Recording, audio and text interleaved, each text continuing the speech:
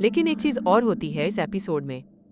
सास मुराद की माँ एक रात अकेले घर से निकलती है। ये कुछ अजीब है, ये कुछ नया है। और जब मुराद देखता है तो वो पूछता है, कहाँ जा रही हो? सास का जवाब आता है, सकीना के घर। और फिर मुराद का शक, वो 5 साल पहले मर गई। बात खत्म नहीं होती, राज खत्म नहीं होते।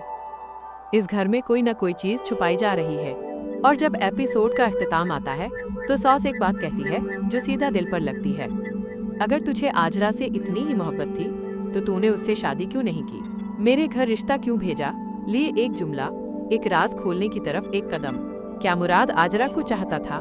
क्या उस घर में रिश्ते इतने साफ हैं जितने दिखते हैं?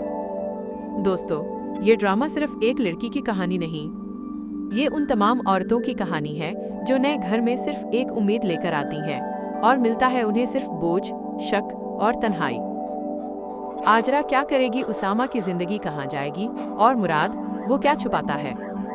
जवाब मिलेगा अगले एपिसोड में।